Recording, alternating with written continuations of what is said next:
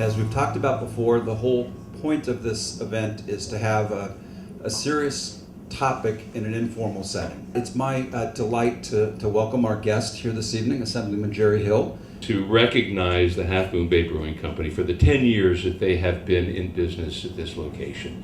And really to kind of highlight the accomplishments that they have made. First of all, the partnership that they created, the relationships that they have, but more importantly, how they have been able to interact, give back, and really cherish the community that they're existing in and that they're doing business in.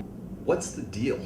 What's really going on up there? Help us understand. In Sacramento, it's a completely different environment, and partisan politics has a lot to do with it. Term limits.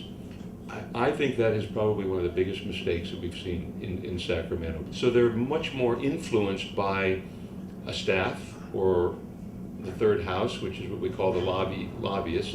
Almost 10% of our state budget today, almost 10% of our state budget is debt service on the $50 billion of bonds that we have outstanding.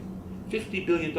The problem is we have another $50 billion in bonds that have not been sold yet that have been approved by all of us. Other than that, it's in great shape. Yes. So we're moving forward. We don't have a budget because in California, it's the only state in the union that requires a 2/3 vote for a budget.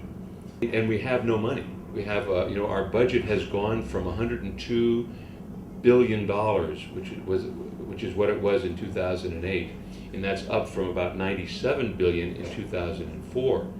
This year's budget is about $85 billion. So we've cut, and if you take other measures in that, we've cut about $40 billion from the budget in the last 2 years in it.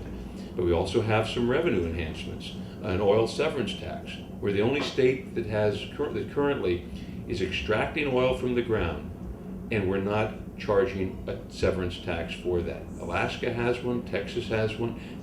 Alaska's 25%. So if you take that resource out of the ground, you're not paying anything today to California. Yet if we're buying fuel or oil from Texas or Alaska, we're paying them to do that. Okay, I'll take the other side of that bet. What I'm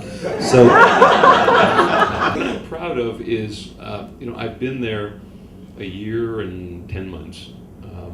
And for someone who was a Republican 9 years ago, to be in Sacramento and build the relationships that I've been able to build on both sides of the aisle, but then to have the honor of being the chairman of what is the majority of the Democratic caucus in Sacramento for that short period of time is a real honor to me.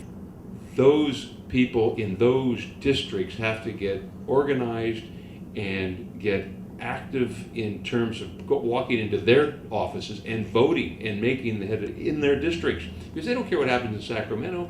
It's at home where they get elected. It's at home where they raise some of the money that's necessary. It's at home where it counts. That's where the activism needs to be. That's where they have to have the fights, not in Sacramento. So you're absolutely right. They're not being heard. If you want the governor to sign a bill, if he sees only Democrats on that bill, the votes for their committee, or whether it's through in both houses of the legislature, he's going to be less inclined to sign that bill because it's a partisan bill.